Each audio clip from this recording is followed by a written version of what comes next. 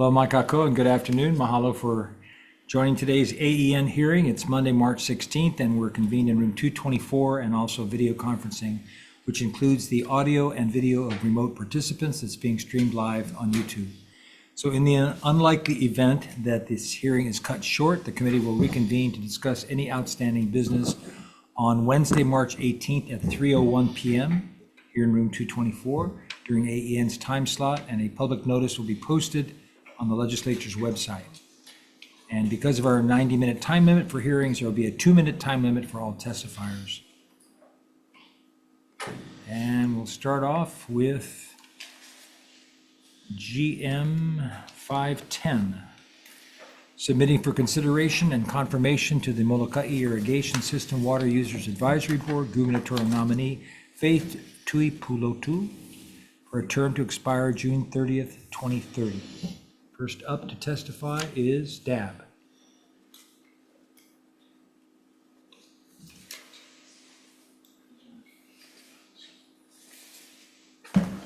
Good afternoon, Chair, Vice Chair. Sharon Hurd, Department of Agriculture and Biosecurity. Good afternoon. DAB stands in strong support of the nomination of Faith Tuipulotu to serve on the Molokai Board. She has vast knowledge. Whenever we have a question about Molokai, I have no hesitation to call Faith and ask her for her opinion. She is passionate, she is engaged, and she would be a great representative on that board for agriculture. Thank you very much. Thank you, Sharon. Next is Department of Hawaiian Homelands. Aloha.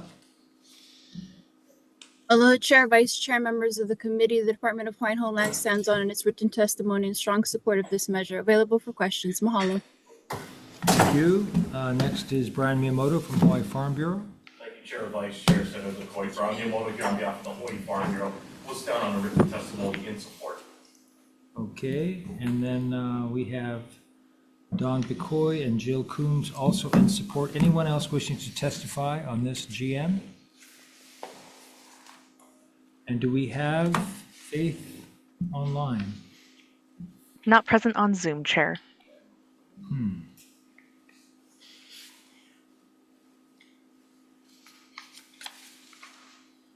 Okay.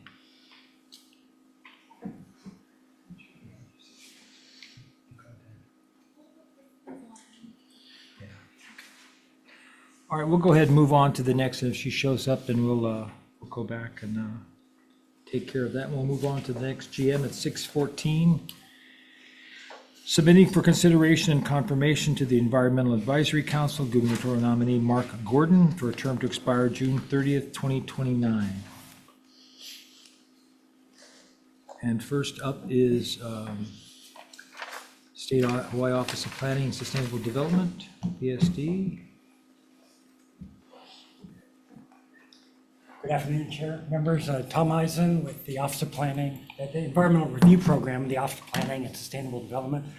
We stand in our submitted testimony in strong support of Mark Gordon as a member of the Environmental Advisory Council. I'm available for questions. And I'm not sure if Mark was able to, he's in Kona and he's kind of under the weather, so to speak, so he may or may not be able to. Okay. All right, thank you very much. Next is Dawn Haggard Nordblom from the Environmental Advisory Council. Hey, Dawn. Aloha. Aloha and good afternoon. Thank you, Vice Chair, Chair, and members of the Senate. We strongly support Mark Gordon as a member of the Environmental Advisory Committee and stand on our testimony. Thank you so much for your attention to this matter. Thank you. Anyone else wishing to testify on GM 614? We also have Jimmy Tokioka from DBED and Alfred Leung from Pacific Biodiesel and Brian Layton also in support. And Mark, are you online? He is present online, Chair. Okay.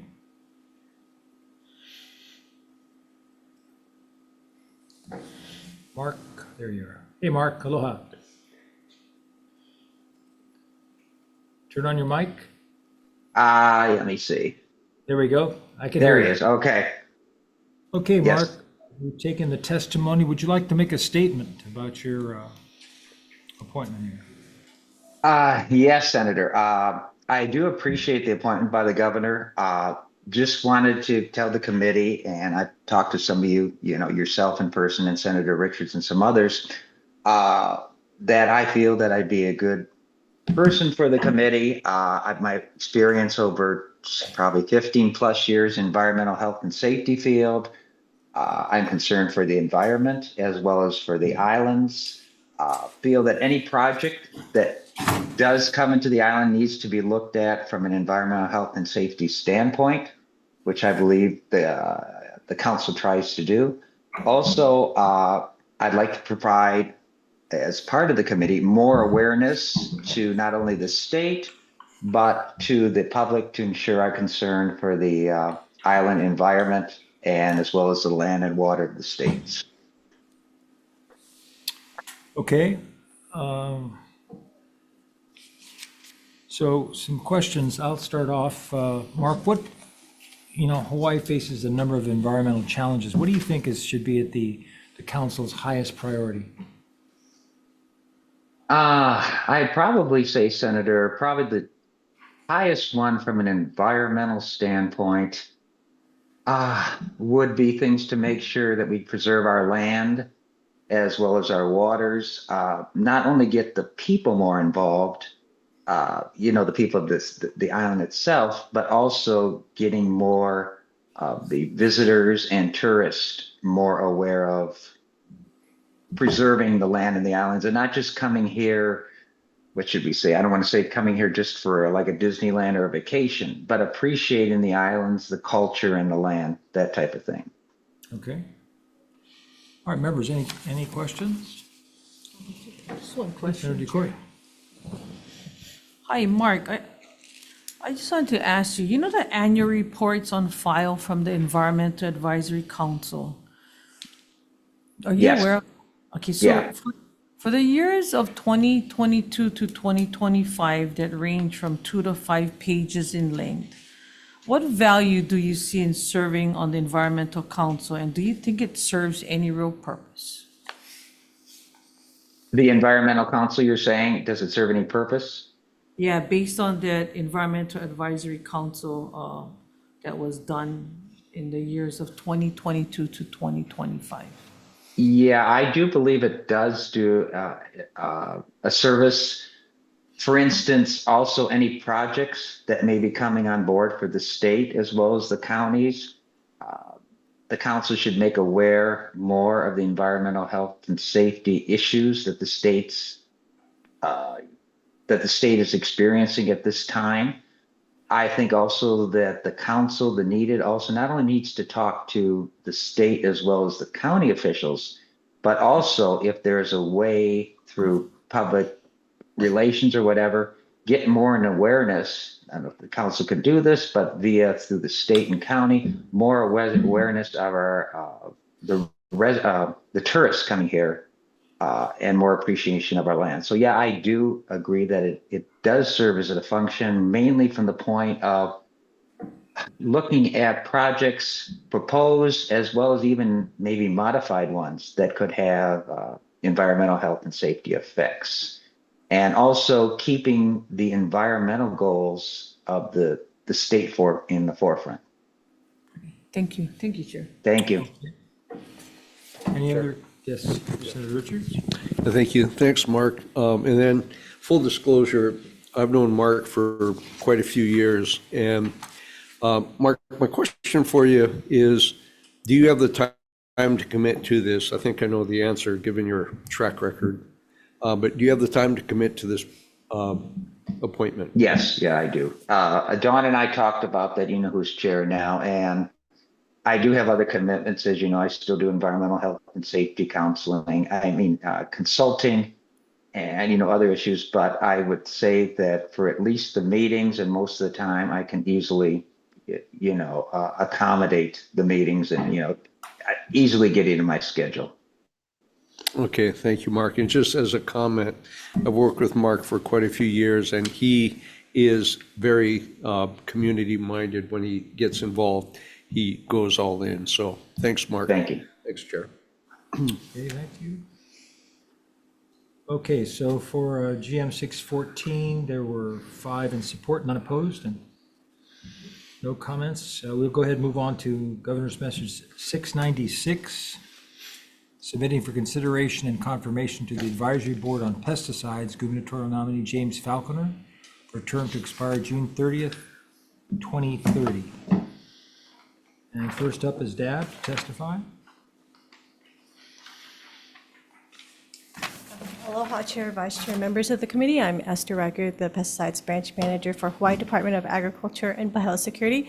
We strongly support the nomination of James Kimo Falconer to the committee. As based on our written testimony, we want to reiterate that he has such a great wealth of knowledge of the coffee industry, would provide quite the insight that our committee would require. And also, he has also supported the department in the past on pesticide requests when the coffee leaf rust first came out. So, like I said, we strongly recommend his nomination, and I'll be here for questions. Thank you. Hawaii Farm Bureau, Brian Miyamoto. Chair, the Hawaii Farm Bureau was down on its written testimony in support. Thank you. Anyone else wishing to testify on this measure? Okay, we have 16 in support, 0 opposed, and 0 comments. Mr. Falconer, would you like to make a statement? Please. Afternoon, Chair, Vice Chair Richards, Kimo Falconer. I just, before you to say, I appreciate the opportunity and the nomination for this pretty important position. I have a lot of experience pesticides in my career, over 40 years, 20 in sugar and about the same in coffee. I understand that this slot is set up for, particularly for coffee, which is what I've got a lot of experience. We just registered through Section 18, so a really important tool for coffee leaf rust. So I feel like I got a lot of experience in the agronomy field, background in chemistry, everything. So I don't know what else I can say that, just the opportunity to do this is something I would really look forward to. Okay. So based on your experience managing coffee leaf rust, what worked well and what could be improved when responding to new ag pests in Hawaii? Coffee leaf rust is like the mother of all bad things, as you guys know, in the world of coffee. And we weren't sure. We knew someday it was going to hit us, and it did catch us a little bit off guard. When did it actually happen? When did it actually hit here? Right around 2019, right around COVID. I mean, it was a double whammy. 2018, I mean, we were also dealing with coffee berry borer at the same time, so there's all kinds of stuff that was thrown in there. But it's farm management, really. I think one thing about leaf rust, you can't use one pesticide. It's a whole balancing thing that you got to do, and it takes real understanding of what's on the label. And it's a good thing for all farmers to learn how, just one little tool like that is not going to fix everything. You got to keep working yourself into your cultural practices is really important. So, but anyway, so I think we really got a foothold on it. Several other tools came up. Other materials showed up that we're able to use into a wide spectrum of different uses. And so we're happy to say, where I'm at on Maui, I don't really have the problem because I'm in a drier condition versus, in Kona, where it's really bad. They have the rainfall every night in summer, creates a really bad humid condition. But I'm hearing from our members at the Growers Association and HCA that, there are, there's a good outlook as we move forward. So I think we've kind of at least learned what we can do we just don't want any new ones popping up. Right. Okay, members, any other questions? Yeah, just one question, Chair. McCoy? James, thank you for being here and wanting to serve. So do you think that the DOA does an adequate job of regulating pesticides in the state of Hawaii, or do we need to do more? Well, personally, I don't, I was in sugar for a long time. So I was involved with a lot more pesticides. in the sugar industry. But I would say yes. I think, the rules are in place, the labels are in place. You have to follow the labels. If you don't, you're doing everybody a disservice. So I believe so. I mean, I've never really had a complaint or heard anybody say that they're not doing their job. Thank you. Thank you, Chair. Okay, Sure. yes. Senator Richards? Pesticides can always be controversial. One of our challenges, and talk about the coffee borer, quick response. In your opinion, do we have the structure in place to implement pesticides if we need to for a new invasive species that we may not have the appropriate pesticide for? I know I'm pushing. I think we can always get better. If we needed to get this Section 18 for pre-Axor, like, it was yesterday we needed that thing. And it still took close to a year before we got it.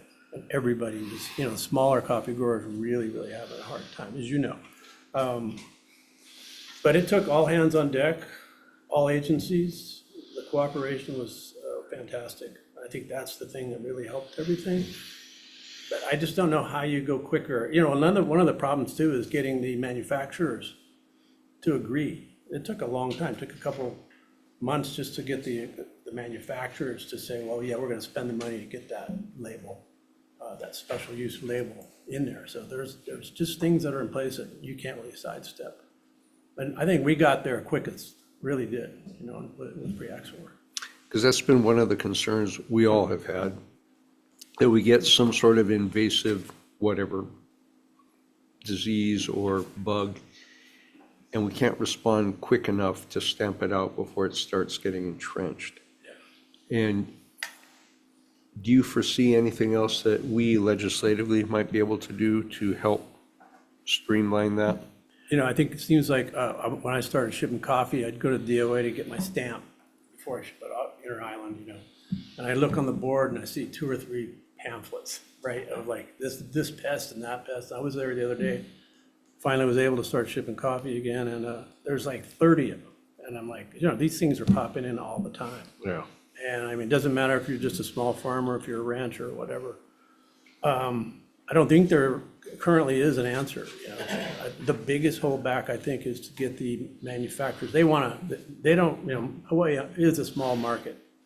We got to get them to get in here and spend the money to do it.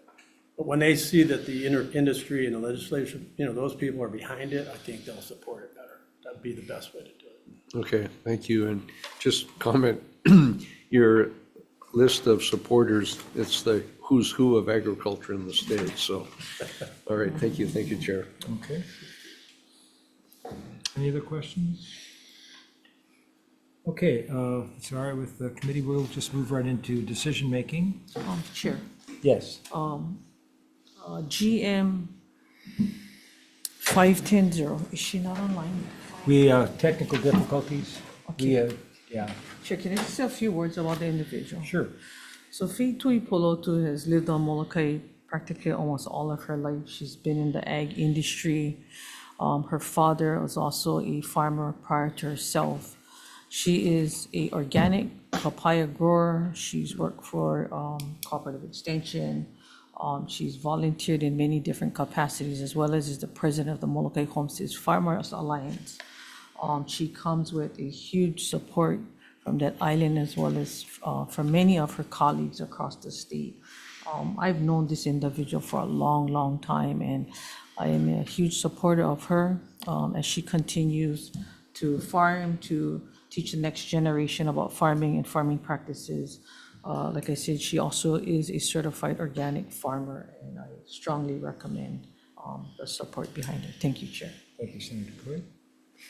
Okay, so we'll move right into decision-making. First up is GM 510 on Fei-Tui Polotu to the Molokai Irrigation System Water Users Advisory Board. The recommendation will be to advise and consent. Any discussion? Vice Chair. Chair votes aye. On GM 510, The recommendation is to advise and consent. Chair Gabbard says aye. Vice Chair says aye. Senator Decoit. Aye. Senator Rhodes. Aye. And Senator Awa is excused. Chair, you have 4 in favor. Motion is adopted. Thank you, members. On GM 614, for the consideration and confirmation to the Environmental Advisory Council of gubernatorial nominee Mark Gordon. The chair's recommendation would be to advise and consent. Any discussion? Chair votes aye. Vice Chair. On GM 614, recommendation, advise and consent of the 4 members in attendance. Any voting with reservations? Any no votes? Chair, you have 4 in favor. Motion adopted. Thank you, members. And then on GM 696, on confirmation of advisory board on pesticides for gubernatorial nominee James Falconer. Chair's recommendation would be to advise and consent. Any comments or questions? Chair votes aye. Vice Chair. On GM 696, recommendation, advise and consent of the 4 members in attendance. Any voting with reservations? Any no votes? Chair, you have 4 in favor. Motion adopted. Thank you very much. And that concludes the 3 o'clock AEN agenda.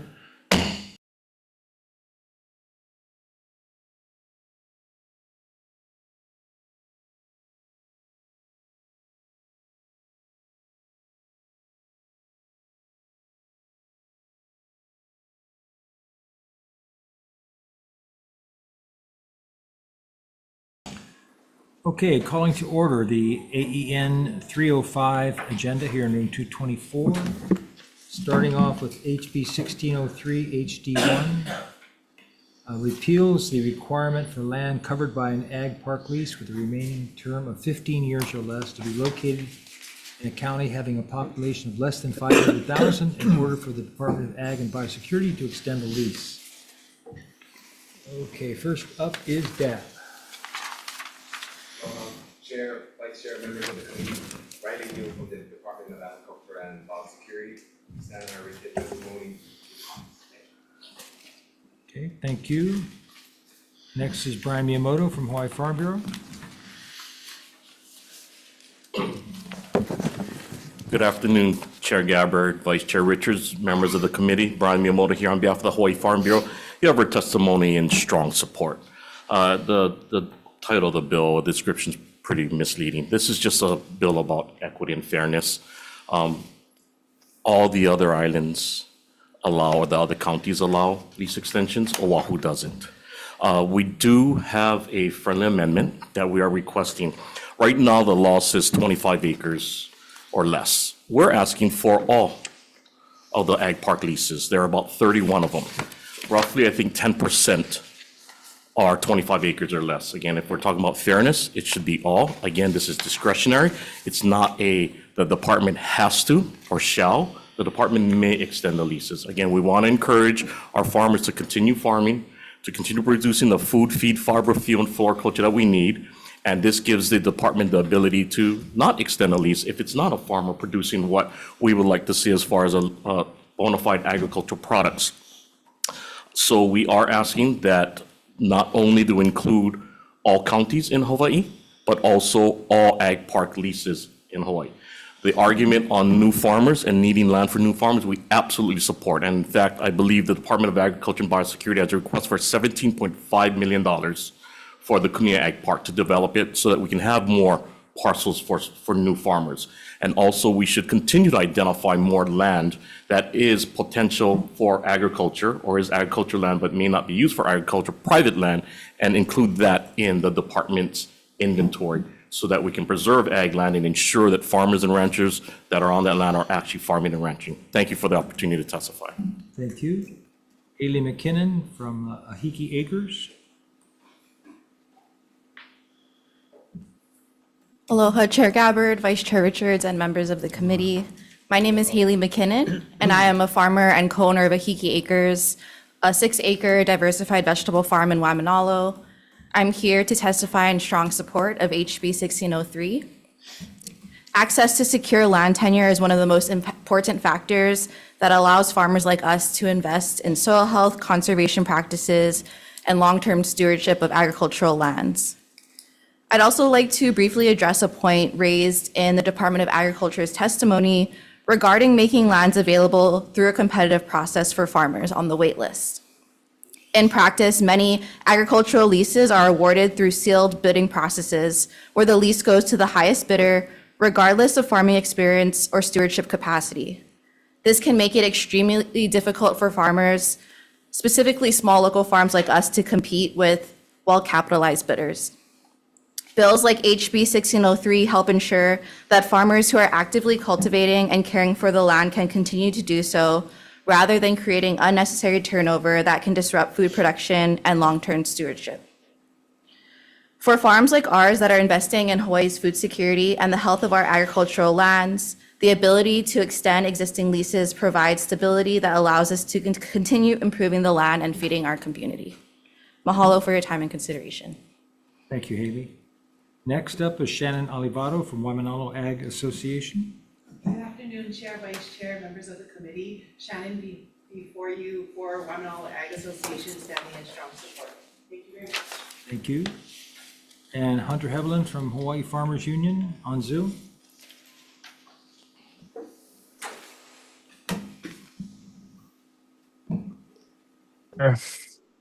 Committee members, Hunter Hevelin, Advocacy Director with Hawaii Farmers Union, will stand on our written testimony in support of this measure, and would like to echo the comments of the prior testifiers. We view this as a move towards equity, and would definitely highlight the need for additional economically accessible lands for beginning and new and small farmers across the islands. Happy to answer any questions. Mahalo for the opportunity to testify. Okay, anyone else wishing to testify on this measure? Either online or in person? We have a total of 14 in support, 0 opposed, and 1 with comments. Members, any questions? Senator Richard. Is Haley still here?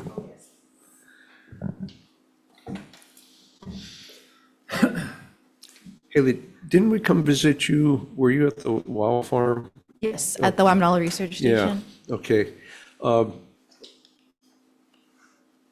Your testimony kind of keyed in on that because you highlight one of the concerns that if you're not well capitalized trying to compete against this, do you see a way of solving that problem? I think changing the bidding process, but that would require, I think, a lot more work. We're not going to accomplish it here. Yeah. But Or also creating, I think this has come up in other hearings, like creating a way to evaluate how farmers are doing on the land, rather than giving assignments based on how much they can pay for the lease. so different metrics than Yeah. just who can write the biggest check. Yes. Okay, yeah, I learned a lot from you when we were out there. Okay, thank you. And I do want to catch up to you later about this. Thank you, Chair. Thank you. Anyone else? Senator Deb, McCoy? please.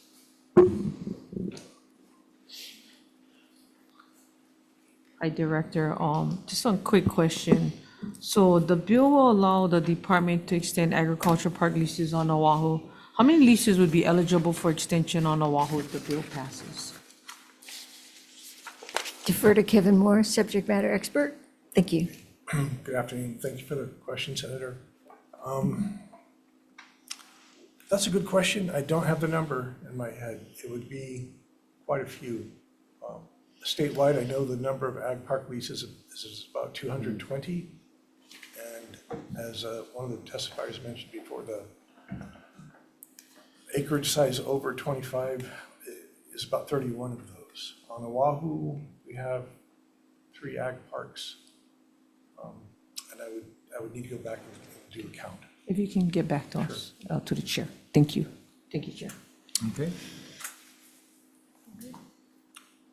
That's it? Okay, Anyone else? thank you. Okay, moving on to the next measure. HB 1707 HD1, establishing a local ag transportation cost reimbursement program within the Department of Ag and Biosecurity to reimburse eligible ranchers and farmers a portion of their cost to transport livestock, livestock products, ag commodities, and certain supplies under certain conditions. And let's see here. First up is Dab. That's why this written testimony and support. Thank you. Hawaii Farm Bureau, Ryan?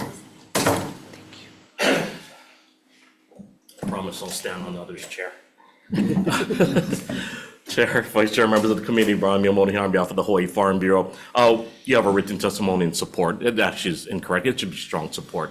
I think this is a program, a measure that all in agriculture could support. Again, transportation is another cost that results in high costs of production for farmers and ranchers, which makes our food, feed, fuel, floriculture all sometimes not as competitive as our imports.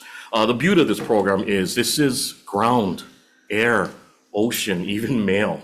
It says parcels. It includes crops, livestock, supplies. This is a great program. It can complement the USDA RTCP, the federal program that I think offers about $8,000 to certain producers by providing some relief to farmers and ranchers for their transportation costs. Can also help with expansion. Some may be hesitant to expand because of the cost of transportation, the cost of transporting goods to the markets here on Oahu from the neighbor islands. So again, overall, great program. We know it's going to cost money, but it's something that if we really want to support the growth of agriculture, expansion of ag, we need to address some of the core production cost challenges that our farmers and ranchers have. Thank you for the opportunity to testify.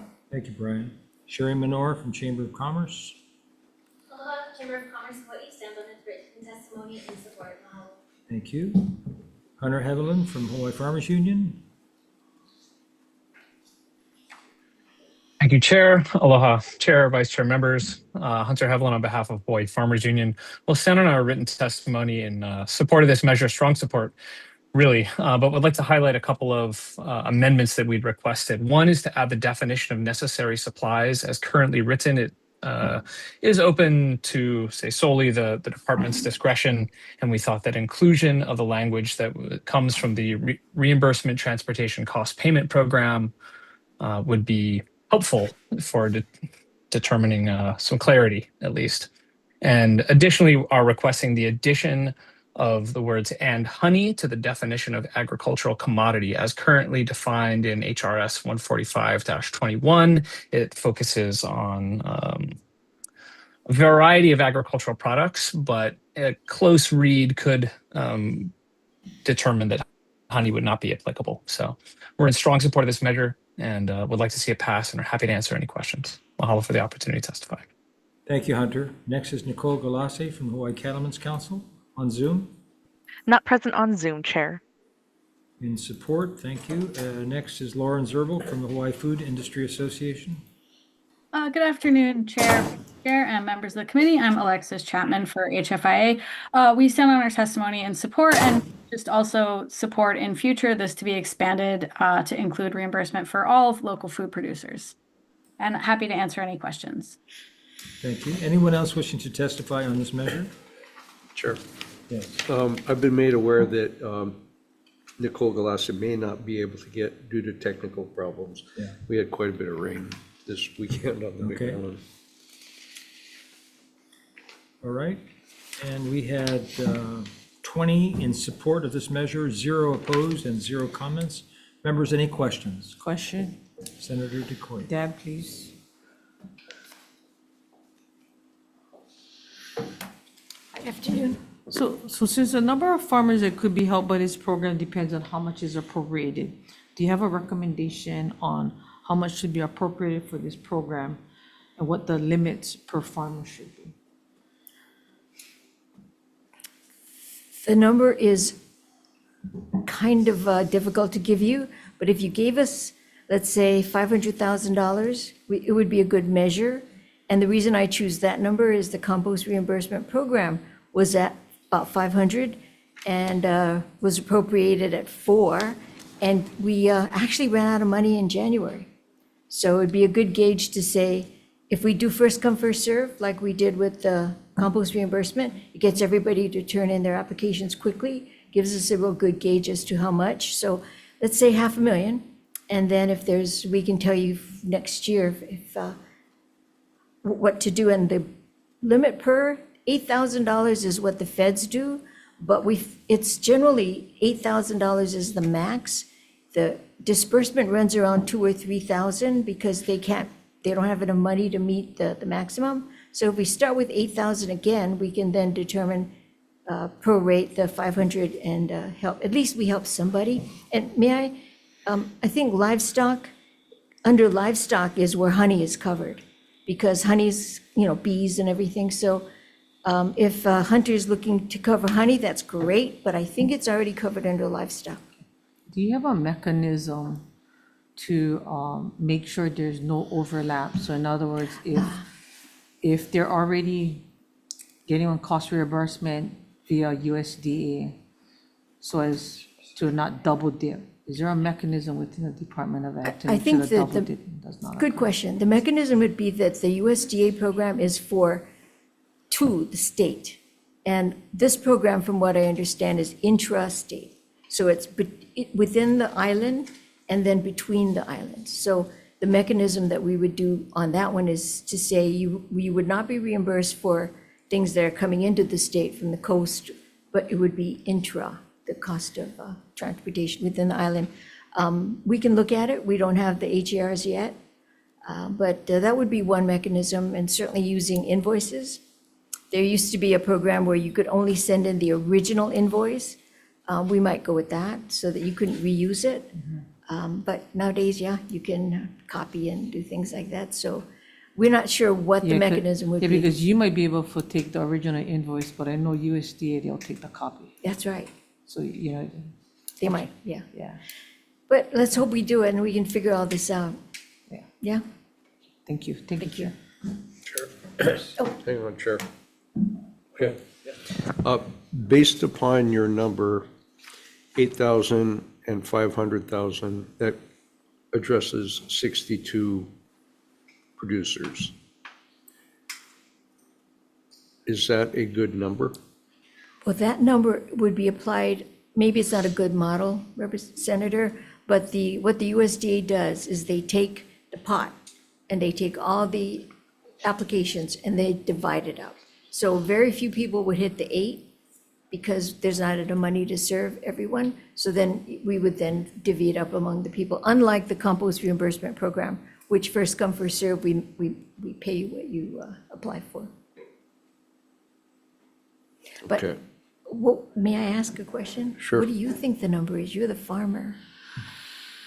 Well, that's what I was trying to get to, because we have a lot of people. Yeah. And we have a lot of needs, and we're trying to cut down the cost of production to keep the cost of living relatively.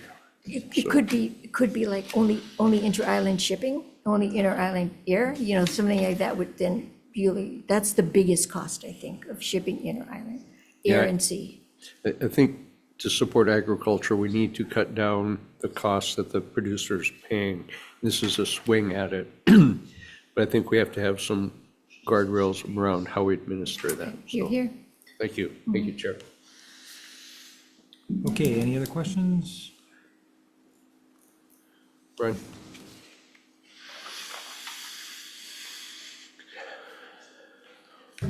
Vice Chair. Sim question. 6,500 farms at $8,000 is about 52 million. 6,500 farms at $3,000 is about 19.5 million. I think when we first were thinking of this bill, or a version of this bill, working with the Department of Transportation, I think the number that we landed on was 25 million. It's a lot of money, but we have a lot of farmers and ranchers, as you stated, Vice Chair. The RTCP program, Chair Hurd is correct. It is primarily for incoming, 30 miles or greater for shipping. So again, we do want to prevent overlap and double dipping, but as an island state, especially our neighbor island producers, which is at an unfair competitive disadvantage, any assistance will help, especially times like now. We're going to be looking to you folks for assistance, because we're hoping that we're not talking about millions of dollars in losses from the floods, the winds, and the power loss. Hunter, is leading the charge on getting some of the survey. I know I'm going a little bit off, but again, we need to reduce the cost of production if we're going to meet our doubling food production, our farm to school, our regional kitchen, our institutional purchasing, farm to food bank. We've got to cut the cost to the farmers and ranchers. Okay. All right, thank you. Thank you, Chair. Okay. All right, thank you. Moving on to the next measure. Sorry, Senator Chair. Coy? Sorry, I got a question for you, Brian. I was just thinking about the flooded farms right now, but same question I gave to Department of Ag, I'll give to you. Is there a mechanism so that the overlap on Farm Service Agency, USDA's cost reimbursement mechanism, is there a mechanism you believe with the Department of Ag that we could look at? Thank you, Senator DeCoy. Brian Miyamoto, Hawaii Farm Bureau. I think Chair Hurd may have alluded to it. Maybe, and we haven't talked to our members, if we limit this to only inter-island transportation cost reductions. And if that's the case, and as we believe the RTCP, the USDA program, would not include, well, it could because 250 miles between. So I don't know if there is a mechanism. I'm not sure what data USDA is able to share with the Department of Agriculture. Maybe some cooperative compliance or MOU where they can share the insurers so that there can be some auditing done to ensure that there is no double dipping. But I'm sure that between our DAB and USDA, we can come up with some type of program where we don't see any abuse. As Vice Chair said, make sure that there are guardrails in place. So I just wanted to share with you guys that I do know that even when every year the RTCP would come out, as easy as that is to fill out, over half of, I would say, just the farmers and ranchers in Maui County have not even applied for it. So I think there is, opportunity there and a mechanism that could help us. Absolutely, Senator, underutilized, and I think this is somewhat in line with the grant writer position and some of the capacity that we're trying to build up in the Department of Agriculture Biosecurity, where we can have some of that connections. You see the dean in here. We're talking about expanding or building up our extension services. Again, those agents that work directly with our producers. So I think we have some optimism, but yes, absolutely. I don't think we take advantage of many of these federal programs that are available for our producers here in Hawaii. Thank you. Thank you, Chair. Okay. I got a question for Hunter. Helen, is he on? Yes, Chair. Hunter, you've heard the discussion. Any thoughts on how we could lower the cost? Sure. So I would add that the RCTP program at the federal level does actually have a cost cap on eligible producers. It's something that not all of our reimbursement type programs have done. And so that could be a mechanism to ensure that we're subsidizing the operations that are not already well capitalized and could say thriving in the current industry. Okay, thank you. Yeah, I believe they set the limit at $900,000, which we may want to tweak a little bit that matches our current state of conditions, but one way to potentially lower costs. Okay, thanks. Okay, let's move on to the next measure. It's HB 2155. Statutorily establishes the Agricultural Statistics Program within the Department of Ag and Biosecurity to collect data on local ag interests. First up is DAB. Thank you. Next is Parwinder Grewal from UH.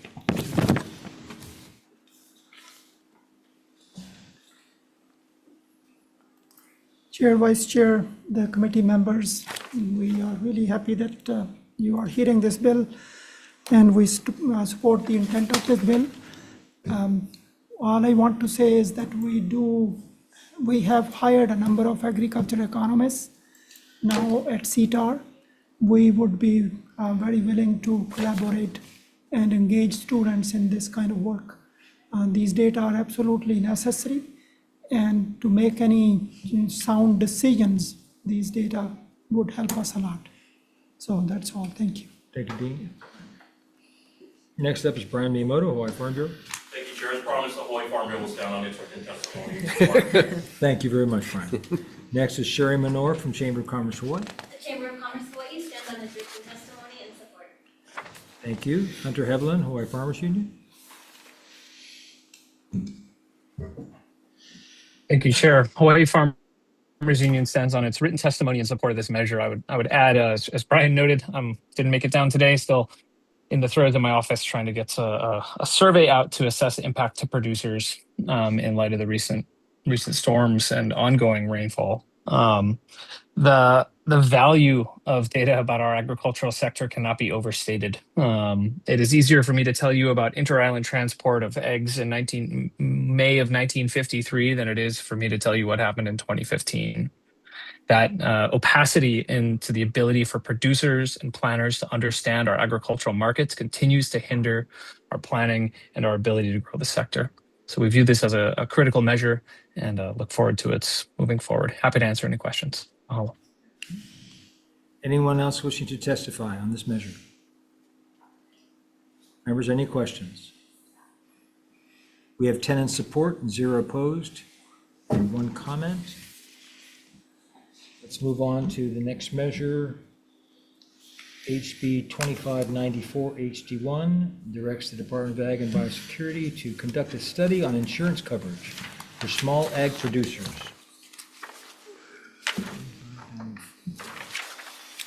And first up on that is Dab. Thank you. Next is Brian Miyamoto, Hawaii Farm Bureau. Thank you, Chair. Vice Chair, members of the committee. I would have stood on this. I absolutely would have stood, but the relevancy of this particular bill. We're going to see the impacts of those that don't have insurance, our small producers, those that couldn't afford insurance, or those insurance programs that are not tailored around specialty crops. It's been a whirlwind weekend, talking with Hunter, talking to Chair Hurd, talking to the congressional delegation, talking with USDA FSA in preparation. We'll find out. As I said, Hunter is leading an effort to get a survey out to find out what the true extent is of the damage from floods, loss of crops, loss of other things, animals, from the power outages. So you had cold storage, you may have lost some of that, and the wind. Our greenhouses, our shade cloths, fencing, other things. I mean, it was literally hurricane forces that we were dealing with. And just talked to Randy Cabral on the Big Island this morning. He's still dealing with it. Nicole Galassi is not able to come on because of the issues with the power.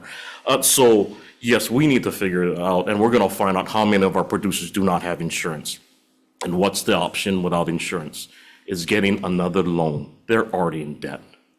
They can't afford another loan. We saw it in 2018 with the Kauai floods, and it hit Oahu. We saw some farmers that shut down quietly.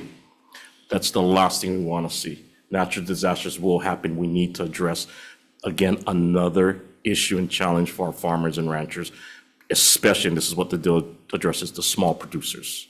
So thank you for the opportunity to testify, and we are holding our breath, hoping for the best, but expecting the worst. Thank you. Thank you. Hunter Heavlin, Hawaii Farmers Union. Thank you, Chair, committee members. Hunter Heavlin, still on behalf of Hawaii Farmers Union. We'll stand on our written testimony in strong support, as Brian commented, and the survey, which is now live, produced in partnership with Ag Stewardship Hawaii, does ask respondents about whether or not they have crop insurance. I think all of us that have been in the sector for some time have a guess that that number will not be very high.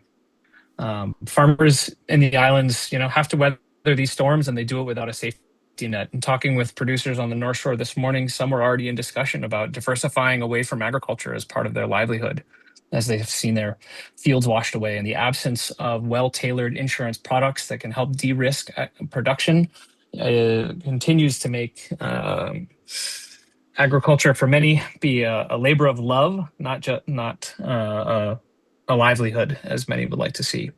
So we strongly support this measure. Happy to answer any questions. Thank you. Thank you. Anyone else? We have 4 in support on this measure, 0 opposed and 0 comments. Any other questions? Yeah. Quick question. Senator DeCoy.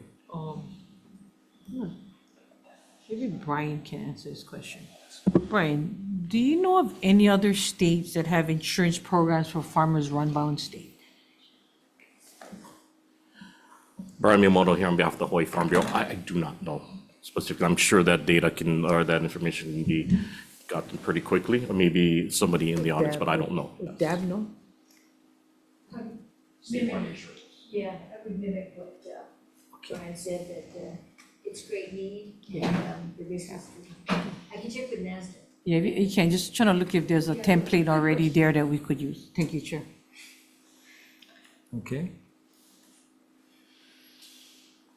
All right, moving on to the final measure is HB 2595, HT1. Establishes the Regional Agricultural Feasibility and Food Systems Production Studies Working Group within the Department of Ag and Biosecurity to provide coordinated region-specific ag production and crop feasibility analysis across the state. First up is Dab. Thank you. CTAR, Dean Greenwald.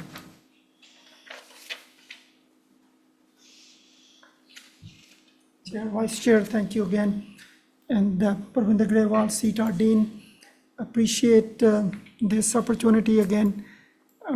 We are all for getting the analysis done, and we have already created maps for crop suitability maps, and we will contribute to this particular initiative as the need would be. Thank you. Thank you.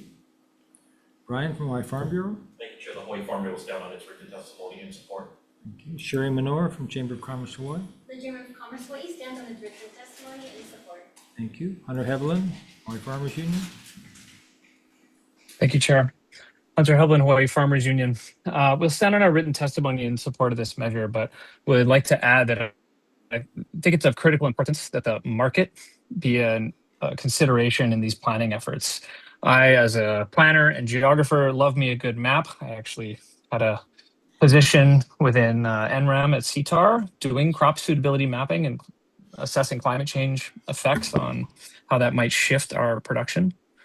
But I would add that the notion of understanding where crops can be grown is very different than understanding the marketplace that they must participate in. So I think robust participation of the agricultural sector and distributors and others along the value chain is critical to ensuring that we're not just producing some pretty map tools, which again is a passion of mine, but I think really understanding how these planning processes interface with our state land use, our state land acquisition, and market opportunities for producers is where we can turn this from being an exercise in understanding to one that helps actually grow the agricultural sector.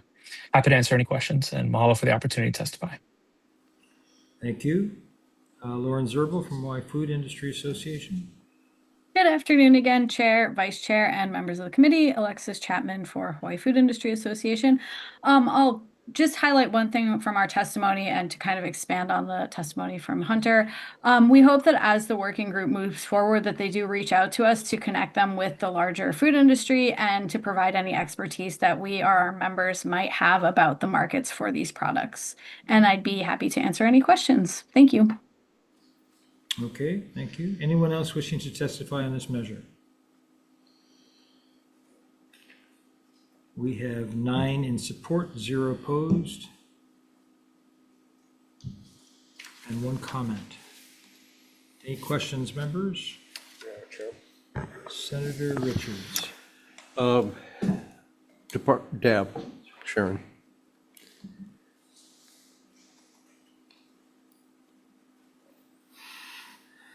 Sharon Hurd, Department of Agriculture and Biosecurity. Thank you. One of the things that we collectively as the legislature has been pushing for is more local production going into our food, our schools. In your thought process, I've repeatedly asked for a menu that then farmers could say, okay, a year and a half from now, we're going to need however many thousand pounds of whatever. Would this analysis help identify what we have and thereby dictate to the farmers what we should be raising if we want to access? I'm going to say yes. My input on that would be at the county level. Every county has strengths, and they have strengths in producing poi, green vegetables, fruits, right? And I would approach that question on a county level and say, what can this county do? What is your strength in meeting this menu? And I'd like to replace every apple on a school lunch menu with banana. I think we can do that quite easily. And that would be my response. It would be that we can do it, but it would be at a county level. You can't expect every farmer in every county to, yeah. Right, right. Okay. Okay. Thank you. Thank you. Thank you. Follow up, Chair. Okay. Brian?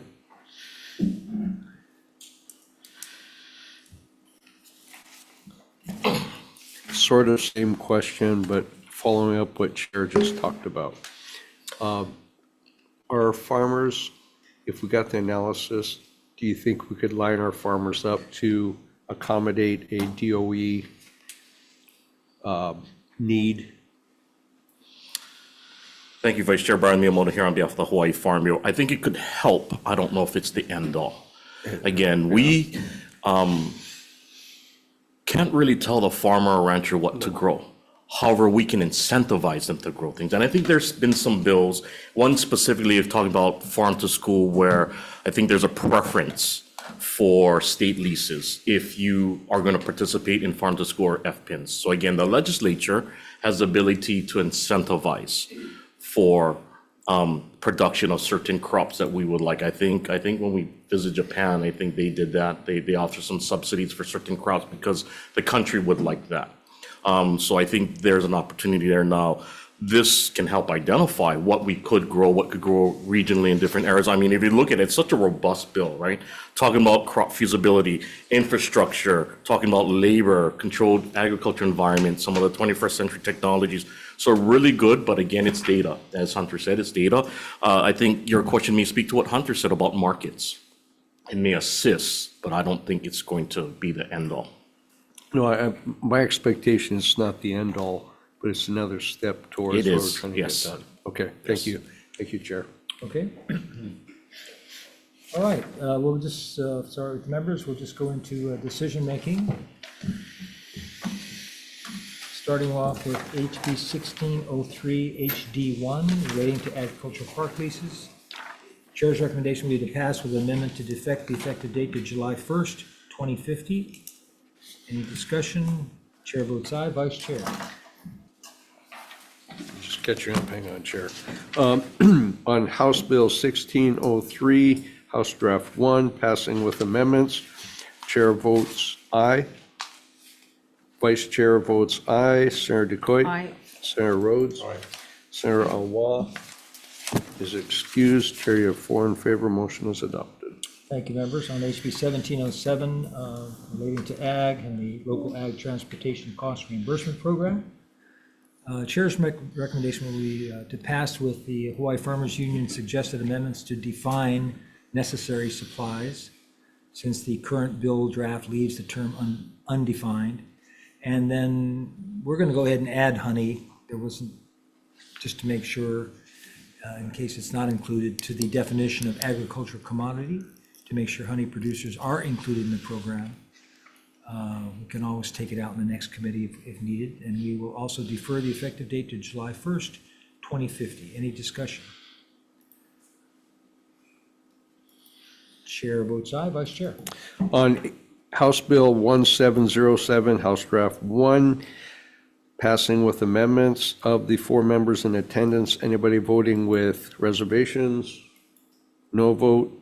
Chair, you have 4 in favor. Motion is adopted. Thank you, members. On HB 2155, relating to ag statistics, the chair's recommendation would be to pass with technical amendments, including defecting the date to July 1st, 2050. Any discussion? Chair votes aye. On House Bill 2155, House Draft 2, of the passing with amendments of the 4 in attendance. Anybody voting with reservations? Any no votes? Chair, you have 4 in favor. Motion is adopted. Okay, thank you. And moving on to HB 2594, on the directing the Department of Ag and Biosecurity to conduct a study on insurance coverage. The chair's recommendation, I'd like to continue the conversation on this, to pass with an amendment to defect the effective date to July 1st, 2050. Any discussion? Chair votes aye. On House Bill 2594, House Draft 1, of the 4 members in attendance, passing with amendments. Anybody voting with reservations? Any no votes? Chair, you have 4 in favor, motion adopted. Thank you, members. And on HB 2595, HD1, relating to regional ag and food production, the chair's recommendation will be to pass with an amendment to defect the effective date to July 1st, 2050. Any discussion? Chair votes aye. On House Bill 2595, House Draft 1, of the 4 members, passing with amendments of the 4 members in attendance. Anybody voting with reservations? No vote. Chair, you have 4 in favor, motion is adopted. Thank you very members. Thank you, members. And that concludes the 305 AEN agenda.